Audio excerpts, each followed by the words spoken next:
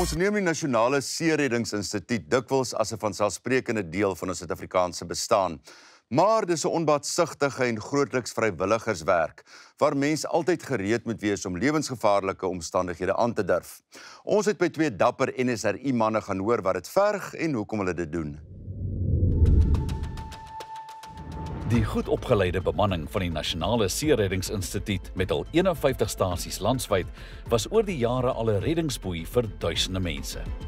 Dion Langenhoven het in 1996 as vrywilliger betrokke geraak hier by Hermanus se stasie 17 en is deesdae die instituut se onderhoudbestuurder.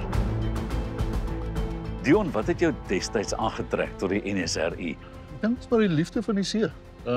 Ek het maar gebore en groot geword in Hermanus, my lewe lank langs die see groot geword. En ek dink die meeste van die crew wat aansluit by Sea Rescues, in die begin is dit maar daai adrenalien, daai aksie wat jy soek. Want jy's al 'n hele paar jaar betrokke by die NSRI. Maar dit gaan 'n goeie klompie jare terug. Ja, dit het alles in 1996 begin. In daai tyd het jy natuurlik heelwat reddingsoperasies meegemaak. Daar's seker 'n paar wat vir jou uitstaan. Daar's baie. En ek sê altyd dis die reddingspogings wat nie altyd suksesvol is nie. Dis daai persone wat jy nie kry nie, wat jou die meeste bybly. Daar was 'n jong meisie wat net nie ver van hier af verdrink het. Ja. Die familietjie het na hulle strandhuis toe gekom en Nikki, klein Louise se ma, het 'n spesiale plek op die klippe gehad wat sy altyd time-out gevat het. En hulle het maar soos gewoonweg afgestap na daai posisie toe. En die branders het oor die rotse gebreek. Die eerste groot brander het vir Louise en vir Nikki raak geslaan.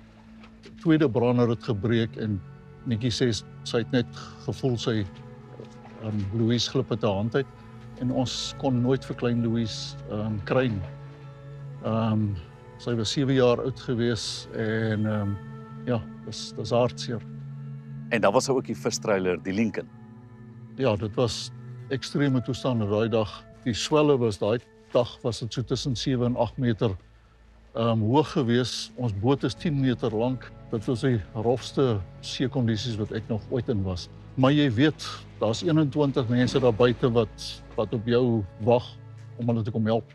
Van die 21 bemanningslede kon ons 9 van hulle red en die ander het ongelukkig almal hulle lewe verloor as gevolg van die toestande van daai aand. Maar dan is daar seker weer daai dae wat jy wel, jy weet, jy kan mense red, jy kan mense uit die see uithaal en dan voel 'n mens ook net weer. Dis dit wat jou laat terugkom om te doen wat ons doen. Ek dink daar's geen geld of geen finansiële betaling kan ooit vir jou daai satisfaksie gee as om iemand se loved one vir hulle terug te gee. En baie keer het ons te doen met ander tipe rescues. So ons is nie net daar vir mense nie. Baie keer doen ons whale disentanglement. Partykeer red ons dolfyne, partykeer is dit 'n seevoël in 'n dam en 'n golfbaan. Die ligter sy van wat ons doen. Dion het eers as bemanningslid gekwalifiseer en toe op 'n 4.2 meter reddingsboot begin werk.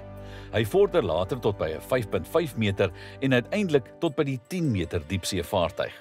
In 2000 word hy gekies as deel van die helikopterreddingsbemanning waar hy diens doen tot 2006. In 2014 word hy stasiebevelvoerder hier op Hermanus en begin ook stasie 42 op Kleinmond. Die meeste tyd wat jy by die NSRI betrokke was, het jy nog voltyds ook 'n ander werk gehad. Korrek, ja. Landwyd is ons stasies word almal beman deur volunteers. So ja, ons het almal ons permanente werk en wanneer daar nood is, dan los jy met wat jy doen. Ons gaan uit, gaan doen die rescue, kom terug, maak die vaartuie skoon, maak seker hulle is weer vol petrol en gaan terug werk toe. Die NSRI se hoofdoel is om lewens in Suid-Afrikaanse waters te red. Hulle doen dit deur seereddings as ook verskeie lewensredderspanne wat seisoonaal landwyd ontplooi word. Hulle 5 survival swimmingpool skeepshouers word ingespan om kinders op afgeleë plekke te leer swem, terwyl hulle ook die Pink reddingsboei program nasionaal uitgerol het. Nou, die NSRI is heeltemal nuwensgewend. So hoe genereer julle fondse?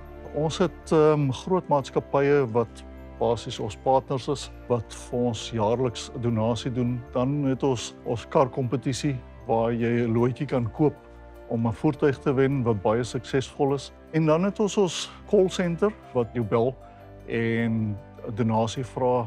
En dan is daar ook daai legacy projek waar mense Ja. name op die boot kan hê. Korrek, ja.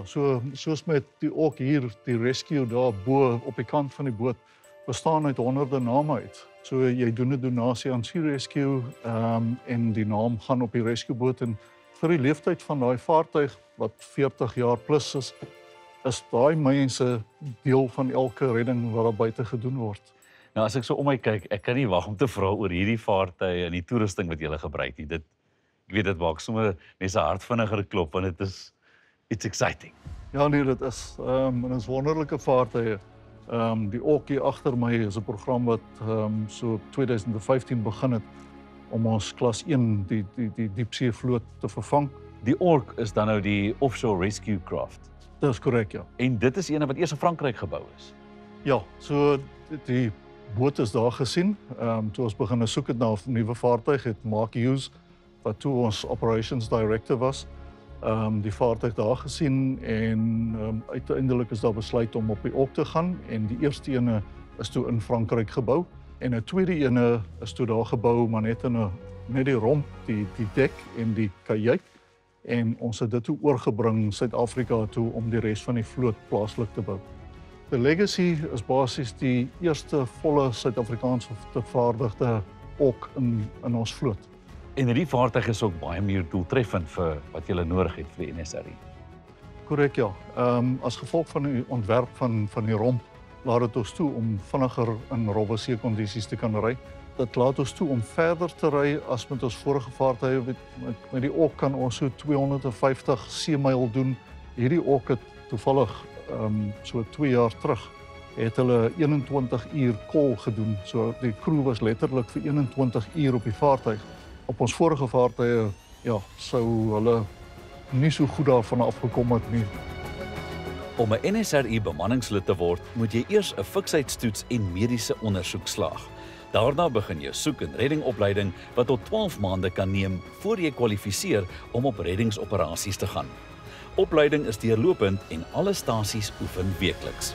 Dit is maar 'n wye veld van opleiding en ons basies neem jou deur alles.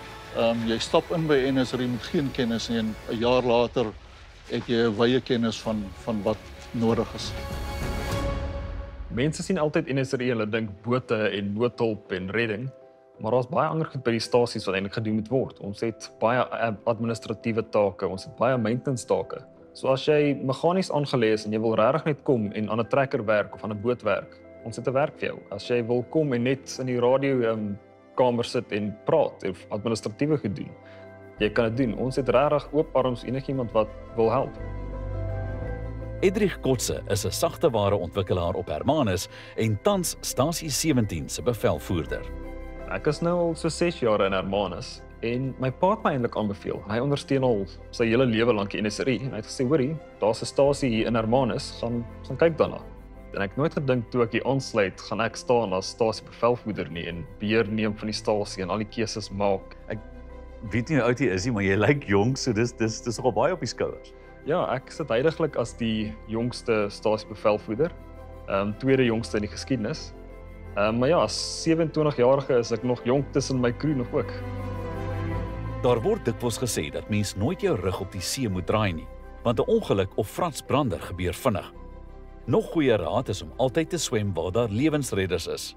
Bly tussen die vlae. Hou toesig oor kinders en maak seker jy verstaan hoe 'n sleurstroom werk en hoe om dit te vermy. Mense dink daar waar die branders is die gevaarlike gedeelte en kom ons gaan swem waar die water plat is. Daai plat gedeelte, dit is jou sleurstroom. As jy in die stroom gevang word, moenie teen hom probeer swem nie. Laat hy jou of uitvat, al die pad, en dan kan jy om en uitswem of swem 90 grade met hom. Jy veg nie teen hom nie, want hy gaan jou uitput en dan gaan jy ongelukkig nie verder kan swem nie. Hoekom sal julle sê moet mense betrokke raak by die NSRI? Ek dink jy raak deel van 'n baie groot familie en om daai terug te gee vir 'n gemeenskap en deel te raak is fenomenaal. En dit is lewensbevredigend. Daar is niks wat jou hierdie gevoel van doel en bevrediging gee soos hier by wees nie. Dis verseker lekker by die see, maar die Groot Blou Dam is beslis ook niemand se speelmaatjie nie. Gelukkig vir ons kan ons die branders geniet met die wete dat die dapper manne en vroue van die Nasionale See Reddingsinstituut altyd op bystand is.